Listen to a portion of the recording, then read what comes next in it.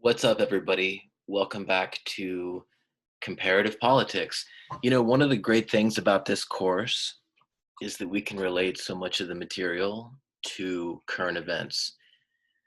And one of the most important current events right now is the protracted 2020 US election process.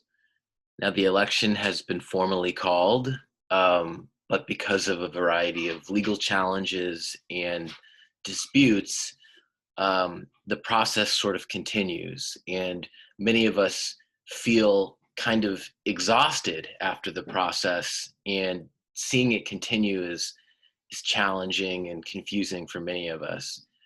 But the election itself was really a stunning event because first, turnout was extraordinary. People voted in larger numbers than really ever before, or at least in recent memory. And more importantly, particular constituencies and demographics voted in larger numbers than they had ever voted in before. And so it was a really unique election that saw a lot of firsts with regard to voting behavior. And voting behavior is what we're going to focus on today. This is going to be a discussion that is comparative, but it's also going to be one that focuses on the United States because, well, frankly, we're here in the US right now, and the election that we just witnessed is consequential for us and for the world, but also because we can use the perspectives that travel well from country to country and region to region in the case of the US just as effectively. So we'll be doing that, and we'll be talking a lot about why people vote the way they do and why people vote at all in the first place. And so I'm really looking forward to this discussion because it gives me a chance to talk with you about your participation. And I hope that, you know, many of you will feel comfortably talking about maybe why you voted or why you voted a certain way. All of this can bear on our discussion and can be useful for us as a way to think about voting and think about why voting is so important and why we vote the way we do. So if you voted on election day, or if you went to a polling place, you may have seen a sight like this: long lines, people 6 feet apart, but dozens, hundreds of people even waiting to vote, in many cases waiting for hours, hours and hours. Some people tried to go early and yet still found that long lines were in front of them and that they had to wait for as many as 2 or 3 or 4 or 5 or 6 hours. The question is, why were people willing to wait so long to vote? What was it that motivated them to wait in line?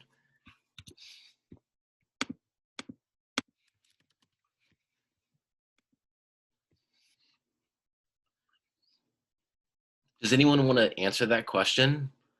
Why were people willing to wait so long to vote?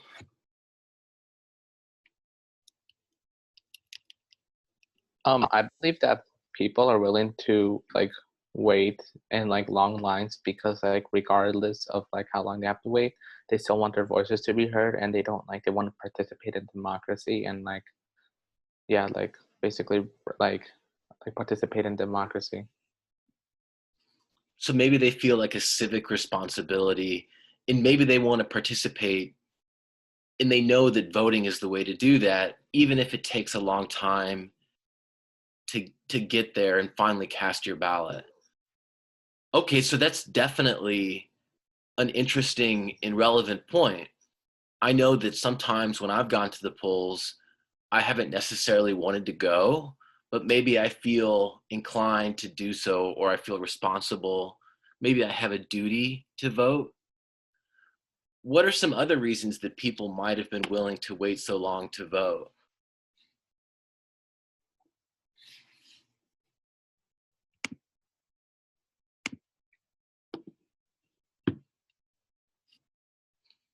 Alejandro says civic duty and faith in the system.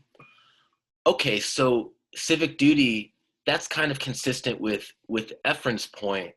Faith in the system is really interesting.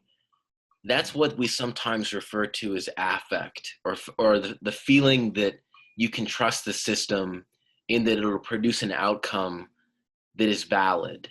And so therefore it's worthwhile to participate and to play a role in the system. That's a really important variable too. And it relates closely to the mindset that people have, how they feel about the process. Dorian says, possibly because they know that they can change the outcome to the election and make things better for their future. Okay, so they feel as though they have some capacity to influence the outcome and that they can maybe improve their circumstances. So Dorian, when you say make things better for their future, do you mean like their personal economic situation?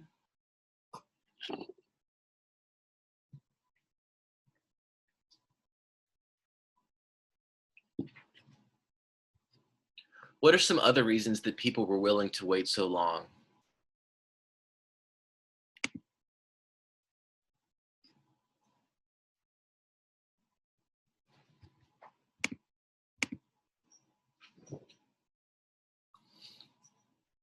Anna Martha, what were they trying to change?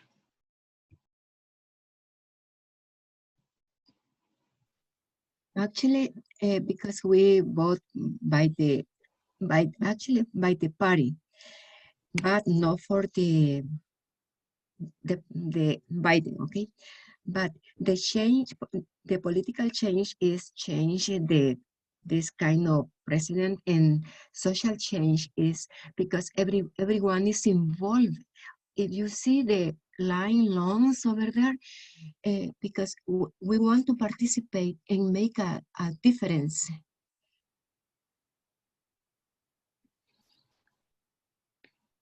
Absolutely. So there's this desire to have an influence and to participate and to make a difference. And sometimes people have specific policies that they care a lot about. Maybe they're concerned about climate change. Maybe they're concerned about racial justice. Maybe they're concerned about reproductive rights. Maybe they're concerned about economic policy and employment. Maybe they're concerned about social security. These are all things that people might be concerned about that would drive them to the polls. And more specifically, sometimes people want to just change the government in power, and they want to produce an outcome different than the current government. And so sometimes they go out because they just want to change governments, and not even because they want necessarily the candidate they vote for. It's just that they're trying to avert a loss or sort of change the government or the power relations and bring about some outcome that's different than the status quo. Alexis says a lack of confidence about mail-in ballots or recognizing that the president was actively trying to delegitimize those votes in one way or another. And so Alexis points out that in any given election, there might be very specific concerns related to the political circumstances or the behavior of the incumbent government. Sometimes people vote because of their concerns about the performance of the economy or the government. People vote for a variety of reasons. They vote and they wait in long lines to vote for a variety of reasons. And how they vote is also often tied to their own circumstances or their own evaluation of the economy, or maybe their socialization and their upbringing. People vote for a variety of reasons. And this most recent election exhibited a lot of those reasons. And we'll watch some video footage here in a moment where we hear from some different people about their perspective and why they voted.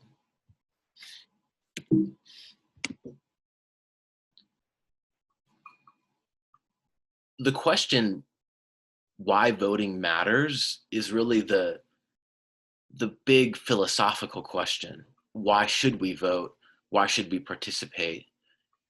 But that reasoning often motivates people to actually go to the polls and to vote and to participate and to be actively involved and to vote really in practice.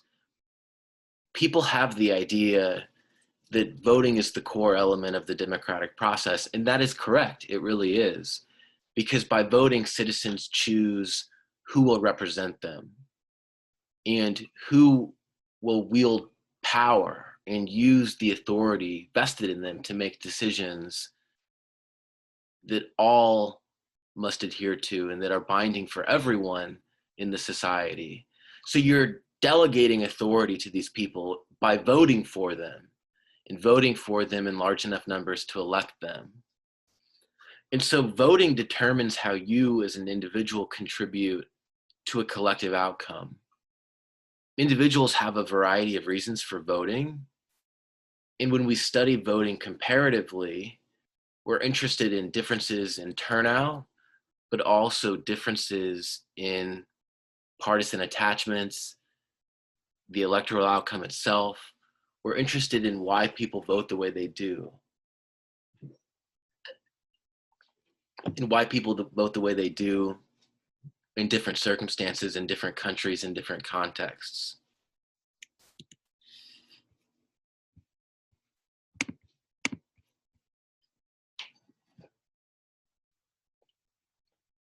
David says, my friends voted simply for the fact that they hate Donald Trump. Now, this is really interesting, and this is juicy too. I was hoping that some of you would kind of take the bait and comment on this obvious example of loss aversion, voting because they hate Donald Trump. I'll be honest, I don't love Joe Biden. I think that he's milquetoast and moderate.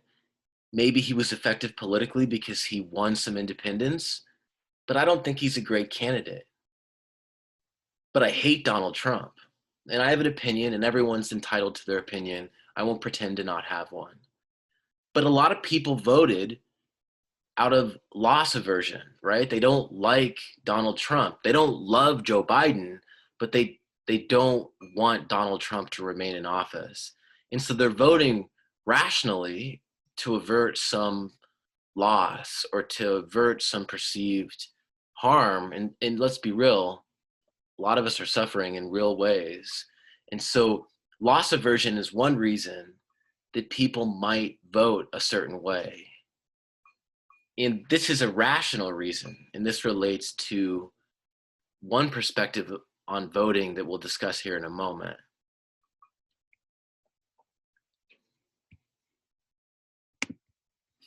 So when we address the issue of voting behavior, we're really interested in a series of questions about characteristics or reasons that people make certain choices.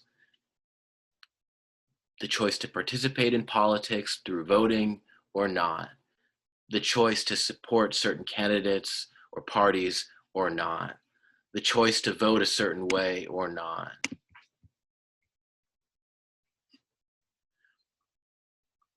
Stephen says, I'm going to be honest. I feel that Gen Z is the reason that Biden got into office. There were so many people on social media who were preaching settle for Biden, knowing that he was the lesser of two evils. Alexa says, wasn't there a poll that found that people who voted for Trump overwhelmingly voted because they liked Donald Trump, while those who voted for Biden did so because they didn't want Trump to remain in office? I'm sure there was, Alexis. I haven't seen that poll, but you know, one possibility is that Joe Biden was the candidate who was desirable from the point of view of the party leadership in the DNC, and also a candidate who people were willing to vote for instead of Donald Trump. And so we didn't really get, you know, the most desirable candidate from the perspective of maybe politics and governing. We got the most desirable candidate from the perspective of who could satisfy those two competing priorities. And so realistically, party leadership has a lot of influence. And so I wouldn't be surprised at all if that was the the survey result. I haven't seen that, but it sounds about right to me. Anna Martha says we didn't have a better choice. Touche. You know, we vote for an outcome, right? And when I say we, I'm speaking on behalf of people who may share that opinion. We vote for an outcome, not a candidate. And so from the viewpoint of loss aversion, you're concerned about avoiding some circumstance more so than bringing about some alternative. It's a very slight difference, but it's an important difference because it differentiates that perspective from other theories of voting behavior. So when we talk about voting behavior, we really concern ourselves with four key questions. Sort of most broadly, what motivates people to vote? Excuse me. And to vote the way they do. Secondly, which characteristics are most closely tied to the vote? Race, gender, income, religion. Which characteristic influences people's choices the most when they go to the polls, or if they choose not to go to the polls, etc.? For example, it's well known that Latino men between the ages of 18 and 28 vote at relatively low levels. And historically, that constituency has been the constituency that turns out the least. I don't know what numbers they voted in this most recent election, but that's one group, one demographic group that has ordinarily voted in smaller numbers. Interestingly, this election, Latina women voted in larger numbers than they typically do. And that's noteworthy because that's a growing constituency and a growing demographic that could potentially become very influential in future elections, especially if they continue to vote in bigger numbers. And so then the question arises, is race, is gender tied to the propensity to vote? When do these features become important? When are they less important? Do certain types of elections magnify the importance of different characteristics? More generally, how do these characteristics relate to the choice of voting or not voting and how people will vote? And then there are economic considerations that relate to considerations about one's personal financial situation, the state of the economy, the government's performance, how effectively the government has coped with the crisis that has affected voters, and especially personal finances and savings and employment, the situation that people confront when they've got to put food on the table. And then fourth and finally, ideological voting. Do people vote for the parties that are closest to them ideologically in terms of how they feel or think about politics from the vantage point of their values or those types of considerations? So we're gonna watch a video that gives some on the ground footage of lines and people preparing to vote in this most recent election, and pay attention to the way they answer the question, why are you voting? And why are you voting the way that you are? Because we get a nice spread of the different perspectives in this short clip.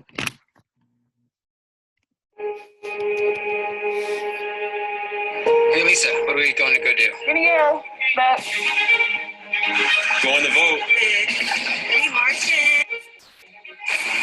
Goes on and on and on. The line stretched outside of the school. Millions of people mailing in their ballots and finding hours-long waits at the polls. Towards what's to come, I can only trust God. We are tracking what could be the largest election turnout in U.S. history. Vote! I made a plan to vote because I am not leaving anything up to chance. One of the most important elections of our lifetimes.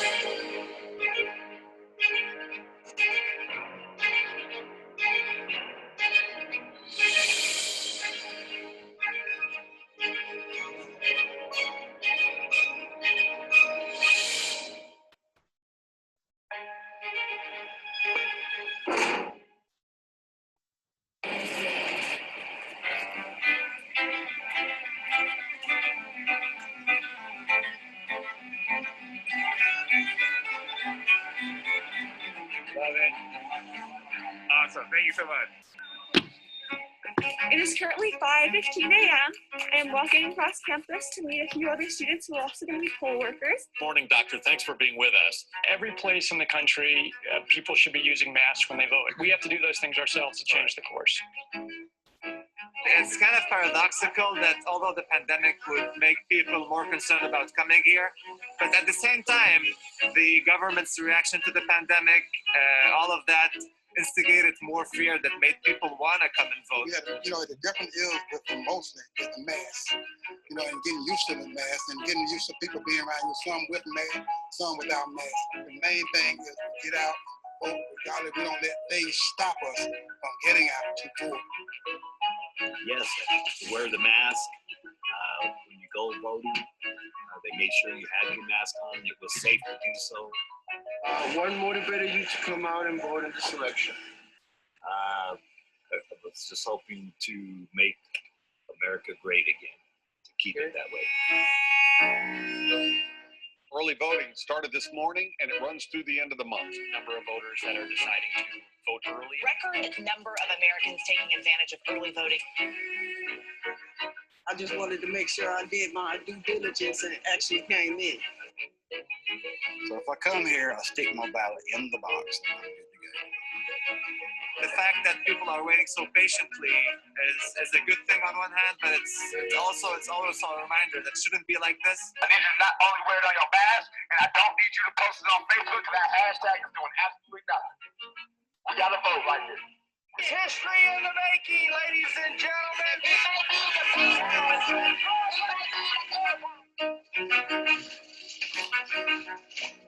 Some voters waited in line for close to 3 hours. So after 3 train rides and a car ride, I was finally able to successfully cast my ballot.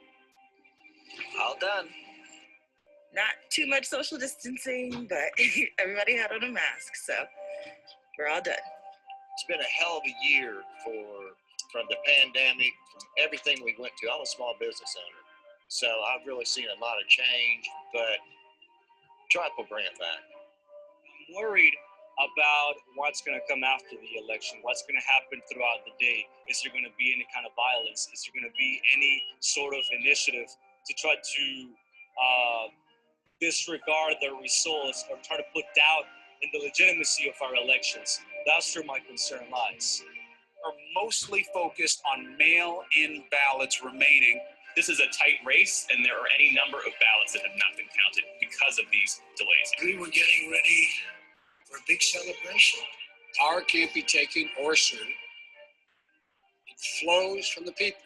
Okay, so the relief of voting is that you know your vote's in there. You stood for something. And that's what counts, that whether your party win or loses, you're standing for what you believe in. You are in the race. Yes. You're in the race, but mostly for humanity, equality, and justice. That's right. That's right.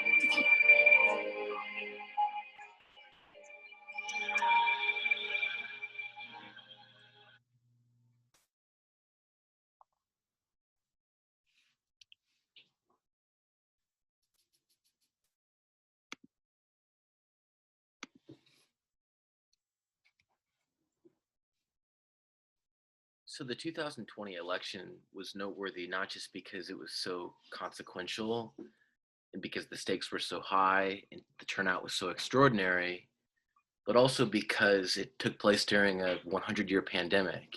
And that intensified the sort of sense of the high stakes of the election. People really had the sense that a lot was on the line.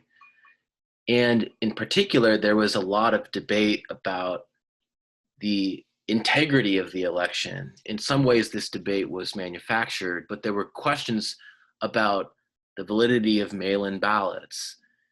Some people went out and voted on election day precisely because they believed that their vote would have a better chance of being counted if they voted in person.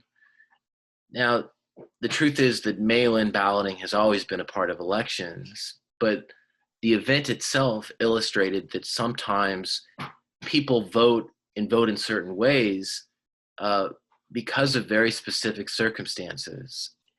that might not be tied to their upbringing or their background or anything that is larger or more significant than something so small by comparison. But we'll start in the broadest way possible with the first model of voting that does emphasize those broader, more sociological characteristics. And when we address the question, why do people vote and vote the way they do? The first answer, traditionally in the literature, has been they vote the way they do because of party attachment. And party attachment is usually a product of outside social influences. This is a socialization model that emphasizes the characteristics of a person's upbringing, like their parents and their parents' values, the values of their family members, others in their sociological circle or their bubble, if you will. And the idea is that all of these characteristics influence partisanship or party attachment. And in turn, party attachment will determine the voting behavior of a given person. So they'll, first of all, come out to vote because of their partisan attachment, and then they're likely to vote in a particular way because of that partisan attachment.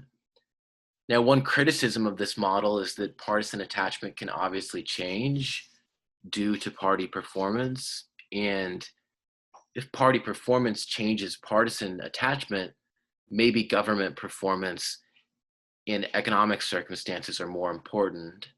But nevertheless, this model is quite influential because it puts such an emphasis on characteristics of a person's upbringing that are easily identifiable and that often do influence a person's way of thinking or their values or their attachments. And so whenever we talk about sociological voting, we always emphasize this sort of infamous funnel of causality, which I'm showing you now. I know it looks like a mess of just a bunch of different things, and it kind of is. But notice that there's a central role for party attachment here in the center.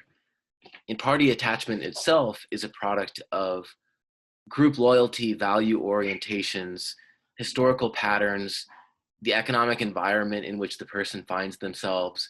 These are things like your father and mother's occupation, your parents' values and their attachments, your attachment to the social groups that you might belong to, like a church or a community group or the PTA, the value orientations that you take from your parents, loyalty that you have to the various groups of the various influences in your life. All of these factors are said to influence party attachment. And so you're more or less likely to be a Democrat or a Republican in the US context, or a socialist or a conservative party member in maybe some other European context. The idea is that party attachment then influences your opinions and the images that you have of different candidates and the way you view them positively or negatively.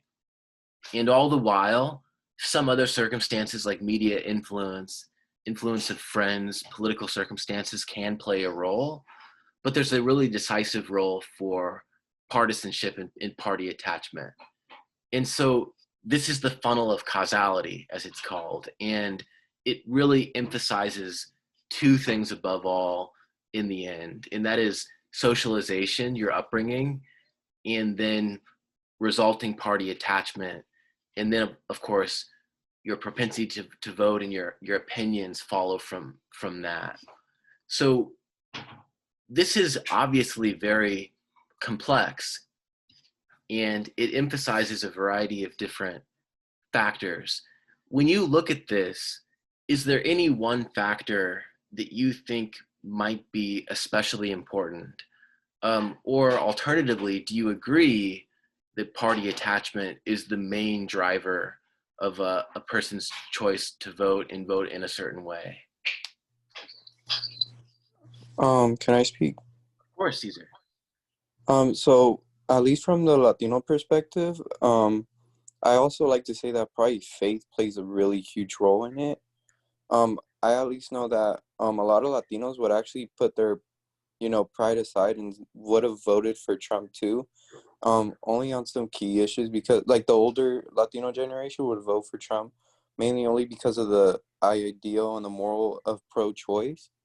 But that whole thing is kind of confusing also, because they can be pro-choice, but then there's immigrant children living in cages, and if you believe in the right to the what's it called, the right to life, then you should believe that in every aspect of life, because living in a cage isn't really living at all either, right? So I just think that also faith plays a huge role, and obviously, like you said, your group attachment begins from the age of 0. Like you start growing up around, morals from your family and morals that you're surrounded with. So that really builds up what you become into what group you fall in. But then I think that's why we also go to college, is to develop a personal philosophy on life also for ourselves, and, try to ignore everything we learned when we were children and try to build our own. Absolutely. Yeah. So faith and maybe religiosity, but also family loyalties and values and ethical attachments, all these things really become important. And I'm so glad that you would mention the support for Trump among some Latinos because of the abortion issue, because of, well, their strong faith as well. You talked about putting pride aside and voting for him. You talked about some of the double standards and some of the hypocrisy when it comes to voting based on those kinds of loyalties and simultaneously sort of ignoring some of the human rights abuses committed by the Trump administration through the child separation policy and some other things like that. Really an interesting response. And I actually have a slide here in a moment with the Latinos for Trump sign. And the question I wanted to ask you all is, how can we understand this support for Trump among some Latinos from the perspective of sociological voting? Is there a way for us to explain this using this perspective? And I think that we're already onto something here. Let me check out the chat. Someone has a comment. Alejandro says, I think value orientation determines who we vote for, and the two-party system makes us choose between only 2 candidates. So this is another important point, Alejandra. It's like, so we have value orientations, but the fact is the system is set up to give us only 2 choices. So what if our values actually point in a very different direction? What if we're more inclined to support the Green Party or the Socialist Party, but the two-party system doesn't leave room for them because they can't be viable in a majoritarian setup? Well, in that system, we're forced to choose between 2 undesirable options. And so maybe it's not an actual measure of our real partisan attachment. And does partisan attachment then become meaningless? So for example, I'm sure some of you can relate. Is anyone out there registered as a Democrat, but you don't really feel like a Democrat? Maybe you feel like a socialist or something else. Is anyone out there registered as a Republican, but maybe you don't feel like a Republican? Maybe you feel like something else.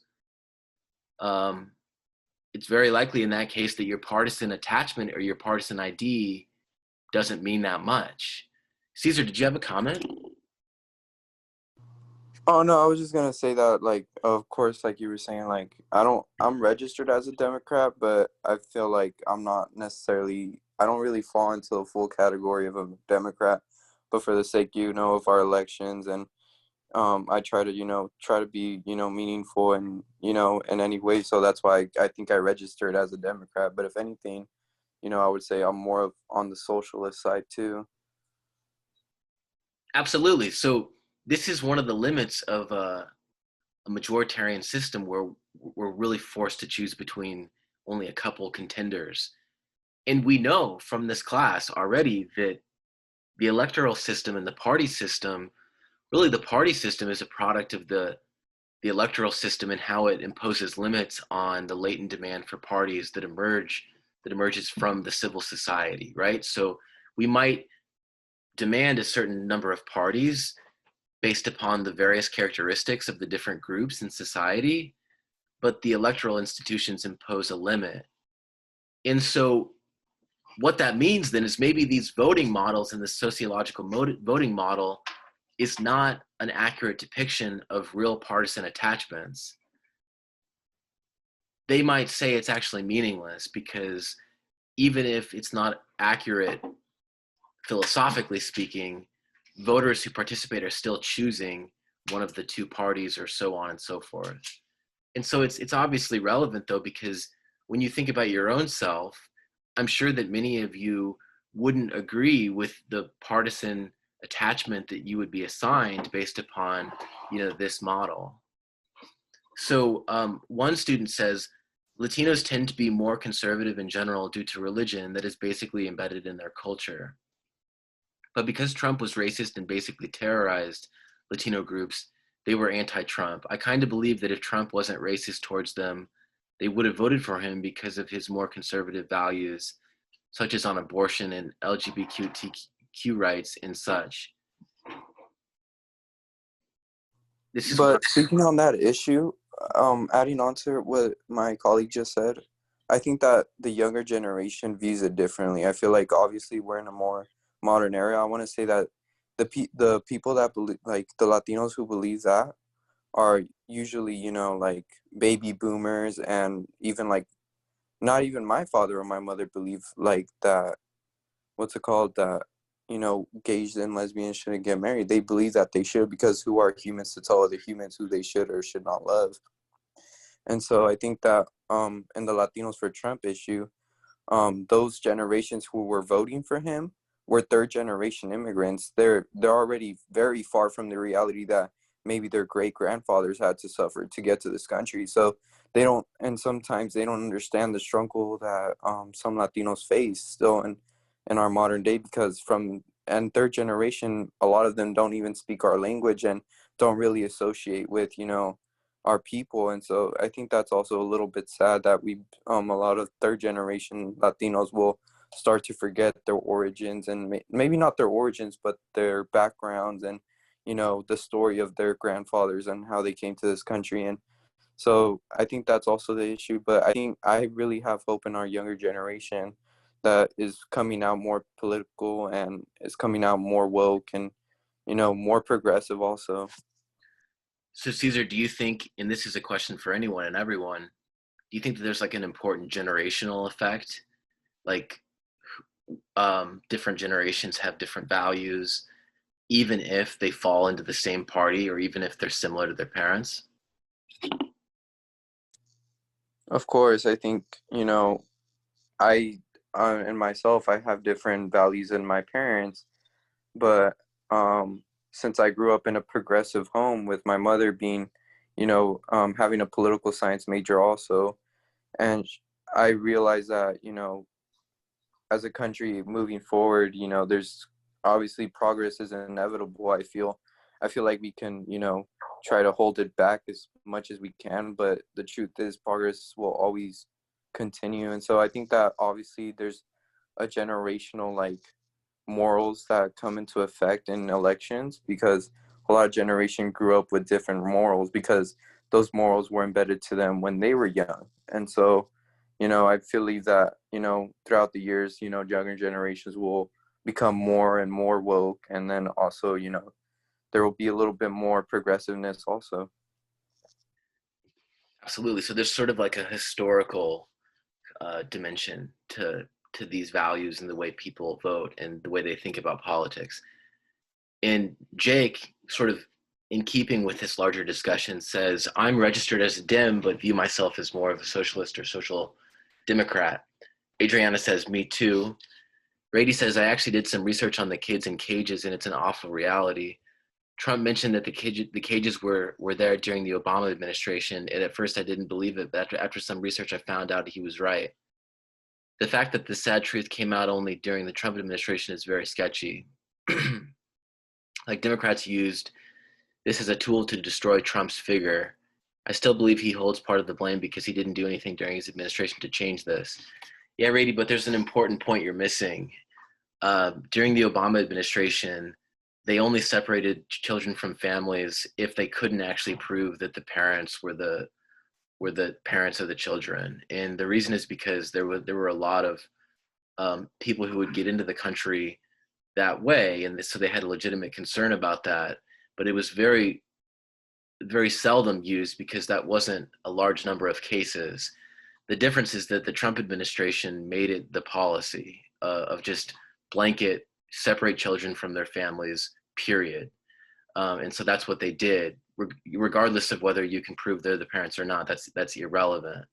And so that's the key difference. And so it did begin during the Obama administration, but only the practice of doing that in some circumstances, and you could even argue, I think, that they had a legitimate reason for doing it, is because I won't get into this, but it's clearly a different policy, the two administrations.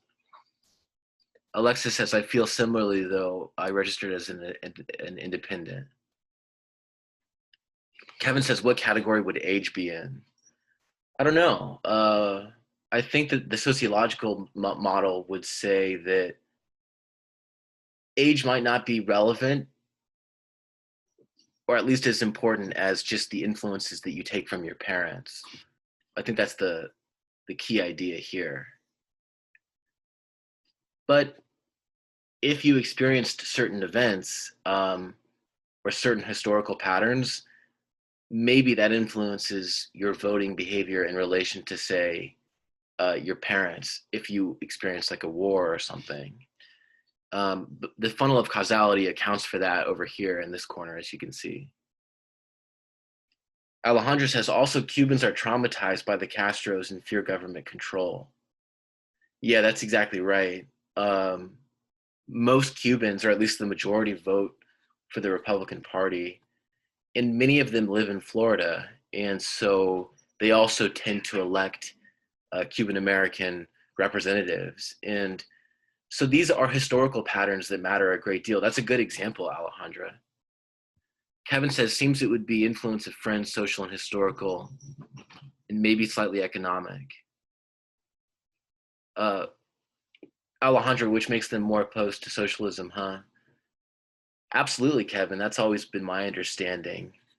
They're concerned about, or they're legitimately triggered by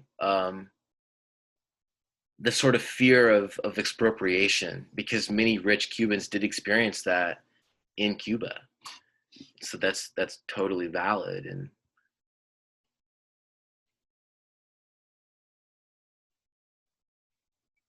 Marissa says, I think Latinos voted for Trump for mainly two reasons: the economy and religious values. Personally, I do know Latinos who did vote for Trump just because they have a business and are only focused on the issue of gaining money.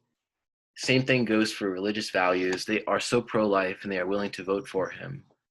I do agree with Caesar that most Latinos who voted for him are third generation, but I also know a lot of first generation Latinos who did vote for Trump because they like how outspoken he is. See, this is interesting. So there is some historical role for timing and sequence here. And then in particular, how far removed Latinos are from the parents or grandparents or great grandparents who came to the United States, if they're first or they're third generation. Kevin says, well, age would dictate that you take in from your parents. Absolutely. So like theoretically, after many, many years of having parents, you've maybe taken more from them than less. Or maybe if you just mean how far removed you are from childhood or the time spent with your parents. This is why the sociological model is often associated with social psychology, because they have to use the tools of social psychology to study the influences of these different factors.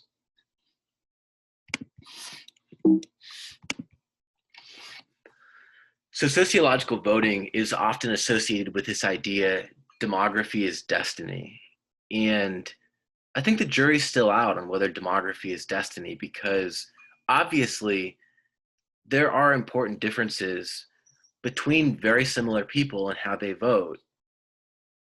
But obviously there is some role for sociological influences, your upbringing, your ethical and moral commitments, and then ultimately maybe your partisan attachment, accepting that partisan attachment may be an imperfect indicator of your values, but will ultimately be one that is relevant if you do participate in politics.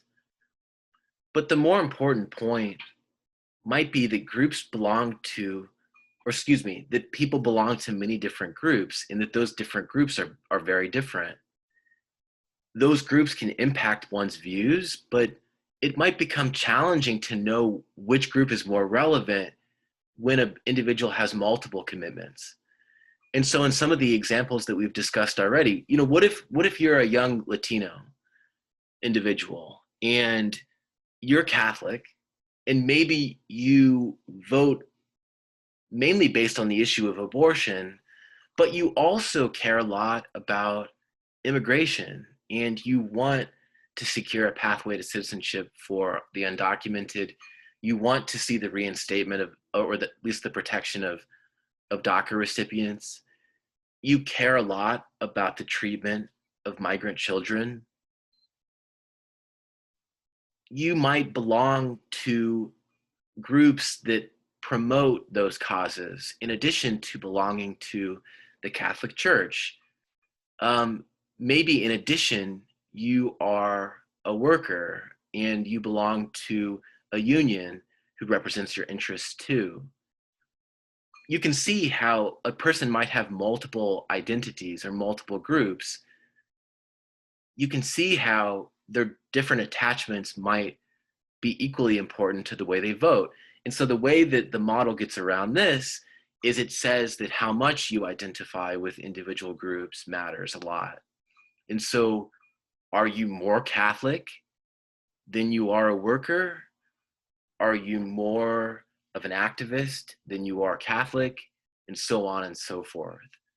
And so the point is that your partisan attachment will relate closely to your demographic characteristics in the way that those relate to your social upbringing, in your experience with your parents, and so on and so forth. But this is sort of an interesting moment to pause and think about the ways that our parents themselves might change. And so I can actually give you an example. I'm from Nebraska, and so growing up, my parents were always Republicans. But they actually changed and became Democrats recently. I think it was probably 5 or 6 or 7 years ago.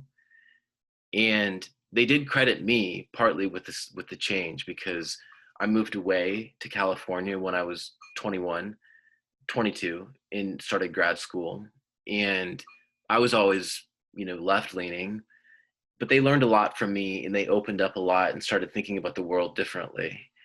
And so I think that there's reason to be suspicious of this theory, because sometimes individuals will use what they learned from their parents in unexpected ways, and they'll vote and behave in ways that don't align and maybe can themselves change the views of their parents. Sociological voting is obviously relevant because we can't always escape our upbringing entirely, but there's probably more to the story. And before we continue, I just want to pause and show you this, interesting photo of a Latinos for Trump sign, which maybe you've seen. And now this is sort of controversial because obviously Latinos have a lot of reasons to really despise Donald Trump, very valid reasons. But they also, in some cases, have conflicting loyalties. They care a lot about reproductive rights or the abortion issue. They maybe are more conservative, taking into consideration generational differences. Sometimes Latinos vote for Trump for other reasons. But the question of support for Trump among Latinos is interesting and maybe is understandable from the perspective of the sociological model if you think about some of those parental influences and some of those generational influences. If you think about some of those group attachments, especially membership in the Catholic Church, if that is closely related to behavior and opinions on the abortion issue, for example. When we think about the sociological model, I think that support for Trump among Latinos begins to make a little bit more sense. From the perspective of some of the models that we'll discuss in a moment, maybe it makes less sense.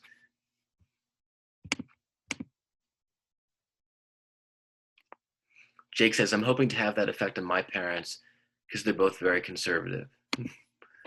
I hear you, Jake. And really, I think the broader question, in the more philosophical question, and the question that obviously bears on politics, is can we free ourselves from past influences? Or are we really ultimately a product of where we came from?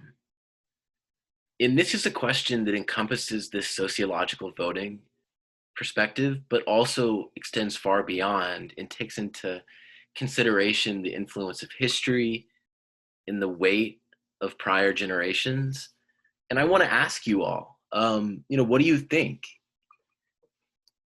Let me actually, you know what? No, we don't have enough time to do that. I wanted to create a poll, but I want to just open this question up to anyone who wants to comment on it using the mic or using the chat.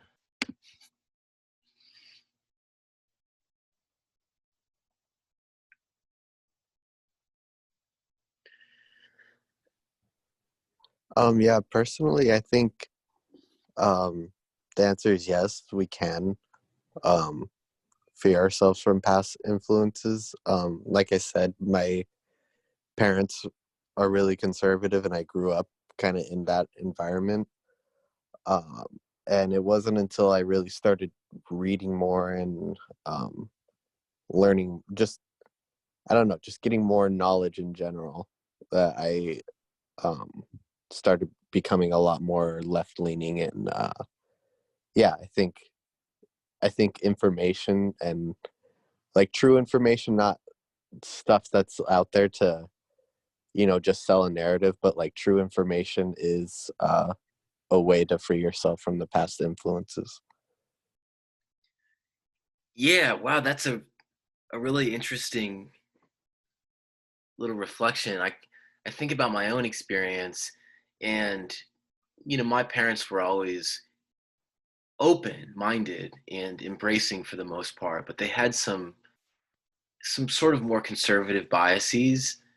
And I think that one thing that happens in these situations is sort of unintentionally, curious people will kind of break those generational curses, as Dorian says, kind of automatically, right? Like you seek out information, you consider other perspectives because you don't want to be trapped. You're really naturally curious.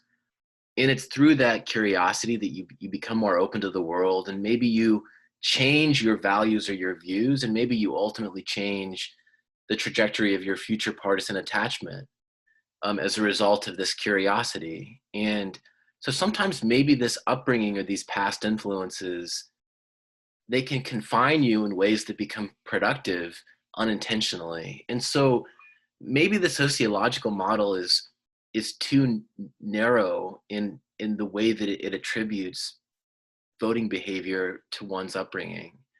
Who's to say that we can't free ourselves from that trajectory and become a product of something else that is up to us, right?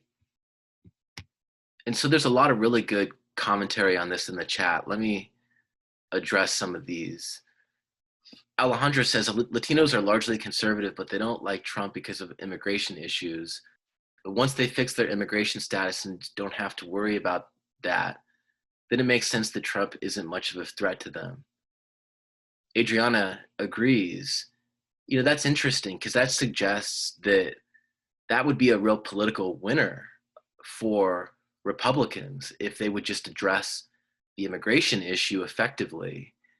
And it actually makes me wonder why they haven't been more aggressive. Now, Marco Rubio, the Florida senator, I think he's a senator, he's a congressman at the very least, has introduced legislation to do this. He appears to understand the political dividends of that kind of an approach. And I would agree with Alejandra that that might be what separates the Republicans from getting more Republican support, and maybe Trump as well, although he appears to be history at this point, although he does look like he's going to run again in 2024, which is terrifying. Or maybe not, who knows, he's not very competent. I don't mean to be so dismissive, or maybe I do. Anna Martha says freedom through knowledge. Marissa says, personally, I think we can free ourselves from past influences. I feel like I can say this because although my parents are Democrats, we still have a lot of issues we disagree on. By having real life experiences and meeting new people, I feel like I've learned more and am now more left-leaning than ever. I do believe that if you do not branch out and meet new people, you can be a product of where you came from because you never left that mindset. Right, so the environment changes. You know, Marissa's example is such a good way of reflecting on this.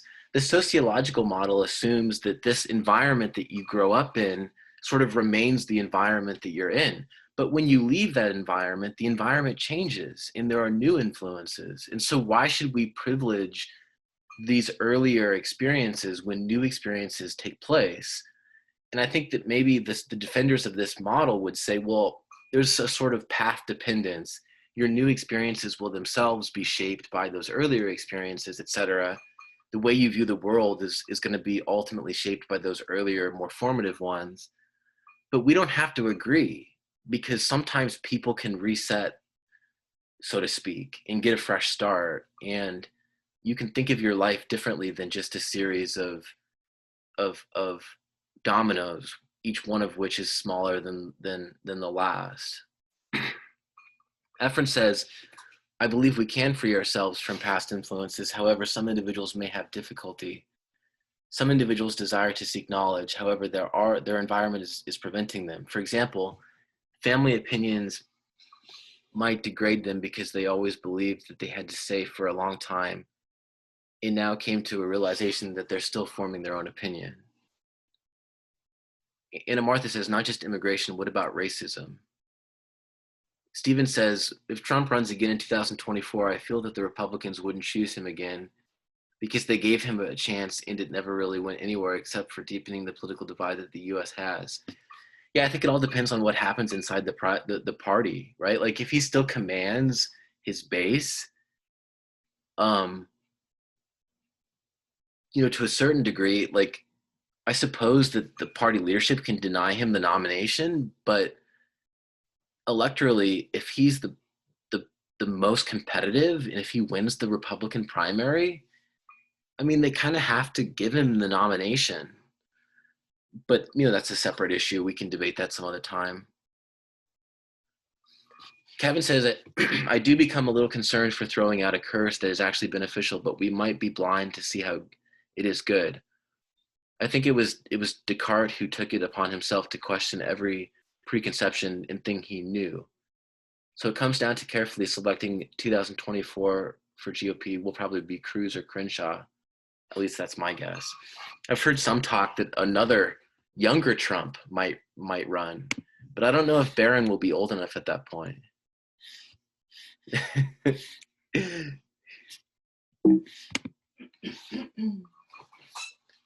So we've talked a lot about sociological influences, and undoubtedly the sociological model is usually the most important in discussions about comparative voting behavior. But we have a set of rational choice models as well that also are relatively important and do a lot of the work in explaining the voting behavior of citizens. So the key assumptions to any rational choice model are that people choose consistently, that they do things for a reason, and that they know the effects of their choices.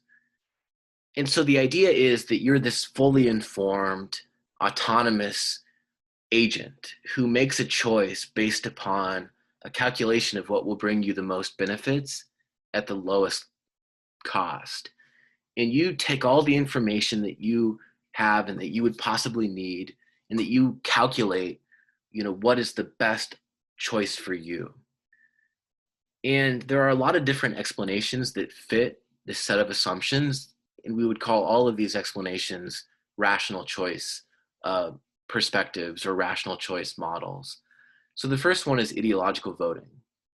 And this is just where you vote with the party with whom you agree. And that ideology can be a conservative or a liberal ideology or a socialist or a Marxist ideology, whatever. In systems that are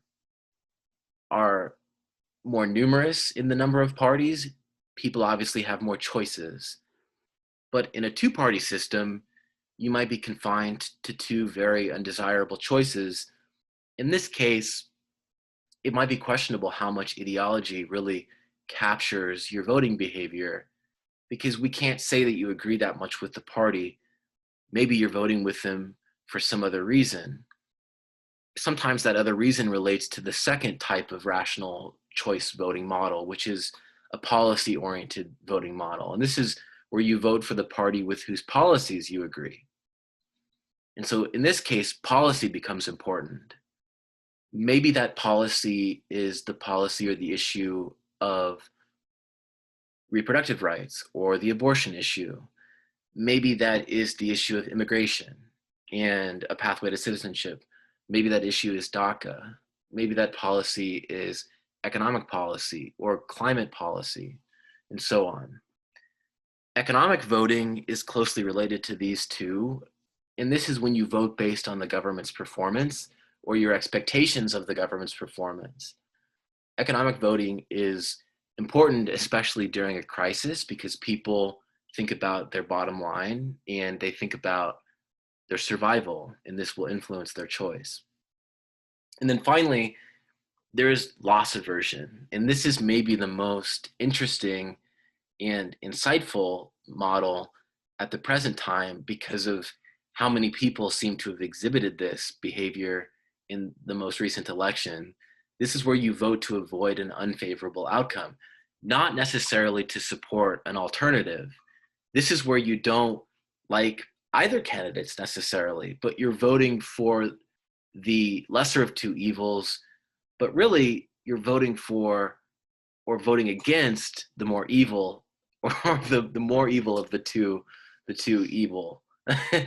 I know it's really confusing. It's the idea that you're voting against someone as opposed to voting for someone. So you're voting against Trump as opposed to voting for Biden. You're not necessarily thrilled about Biden. You're more concerned about voting against Trump. This is an example of loss aversion. And it's the idea that people think in terms of potential losses, not in terms of potential gains. It may be that there's nothing about a Biden presidency that would be that great for you. It's just that you are really concerned about 4 more years of Trump. And so therefore you vote against Trump. And that means then voting for Biden, or voting for Kamala Harris.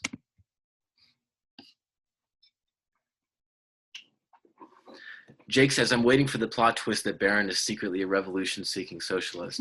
I heard he's been training in Venezuela. Alexis says, lesser of two evils idea. Yeah, that's exactly right, Alexis. It's the idea that people think in terms of losses instead of gains, and that determines their choice. So issue voting was really important in the 2020 election. People thought in particular that the economy was important, as was healthcare, Supreme Court appointments in the coronavirus outbreak. Now, this data comes from August, and so that was before Ruth Bader Ginsburg passed away. And at that moment in time, there was the expectation that she would pass away during this next administration, and therefore the election was itself a referendum on the Supreme Court. Now, clearly she already passed away, and so that issue became less important or less relevant. But what you see here is data from the Pew Research Center on both Republicans, Democrats, as well as independents. But if you looked at this data based upon partisan ID, you would find that it was very, very different, the picture of Democrats versus the picture for Republicans. And so I don't have that before you. But for instance, the coronavirus outbreak was perceived by Republicans as relatively unimportant. Only 22% said that it was important, if I'm remembering correctly. But Democrats, on the other hand, 60 or 70% of them said that it was very important. And so partisan attachment seems to be relevant, even when we're thinking about rational choice considerations like the issue itself. This is data from this election. Each election will present a different set of circumstances, and people would obviously think about different sets of issues and vote accordingly. You know, when you think about rational choice voting, it's really a question about what issues you care the most about. And so if you vote against Donald Trump, or if you vote for Joe Biden because of concern about immigration issues, you might be very concerned about immigration, and that might be the main reason that you behave the way you vote. Maybe you care about the issue of racial justice, and you vote based upon that issue. In general, issue-based voting is rational choice voting because you're voting based upon who you think will do a more effective job addressing an issue that is important to you and that might create costs or benefits for you based upon your response to that issue. Now, I want to ask you personally, you know, what issues do you care the most about? What issues drove you to vote in this most recent election? Or in general, you know, what issue motivates you to go to the polls?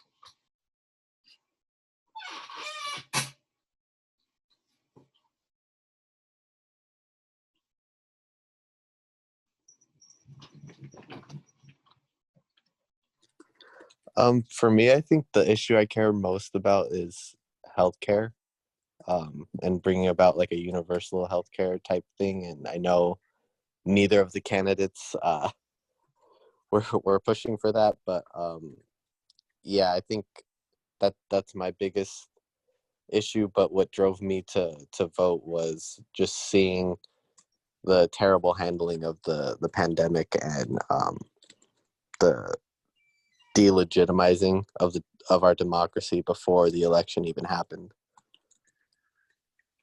So Jake cares about public policy like healthcare, but also the public health crisis and the handling of the pandemic, and then also the survival of democratic institutions. These are all issues that might motivate someone to vote and to vote a certain way. Who else would like to comment on the issues that motivate them to vote?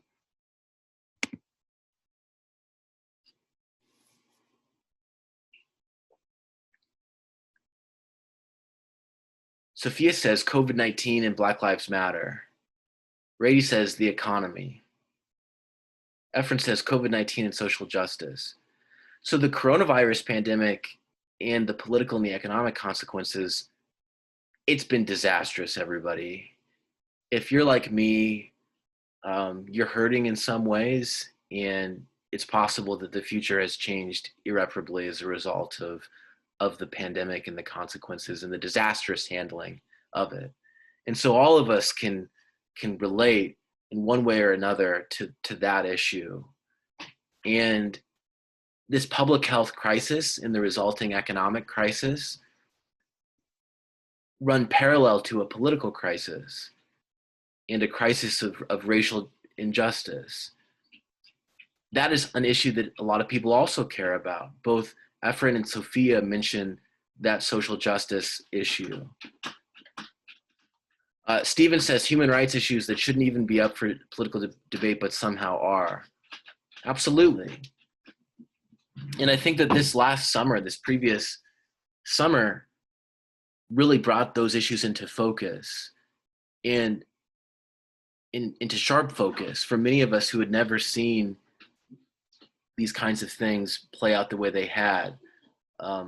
Limits on freedoms, questions about human rights, the resurgence of racial violence, all sorts of issues. Manuel says, I think income inequality is something that should be addressed in the near future. I'm not suggesting raising the minimum wage or calling for socialism, but I'm not entirely sure what could be done. It's well known most Americans live paycheck to paycheck, and quality of life is severely hindering it. Well, I think raising the minimum wage would be a good place to start. It hasn't been increased in years and years and years, and it's been shown that if minimum wage had been increased in keeping with increases in productivity, the minimum wage would be more than twice what it is today. But Manuel, your point is well taken, which is that, look, inequality is a serious issue, and this motivates people to go to the polls, and we should do something about it and have a discussion about it. Alexa says, I like worker co-ops, criminal justice reform, a public option for health care, abortion, sex ed, birth control access, background checks for guns, free education, LGBTQ rights, being able to have a living wage, immigration reform. Absolutely, those are all important issues. And Martha says, U.S. intervention in other countries makes me feel worried, besides the deportation issues, etc. Absolutely. These are all issues that affect us on a day-to-day basis and affect our lives and our futures and our families.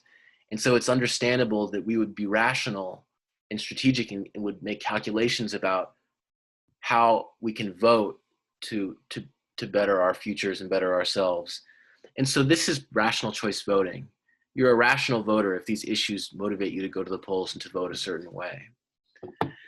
Thanks so much, everybody. We're done for today. We'll finish up the rest of this on Monday and then start our next unit. Excuse me, on Tuesday, sorry. I'll see you next time, and I hope that you have a great weekend.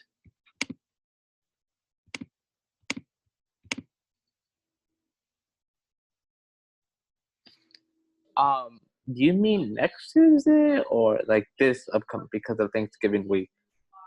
Or like so we still have class on Tuesday. Okay. It's Wednesday when the break begins. Okay, just making sure. Thanks, Efren.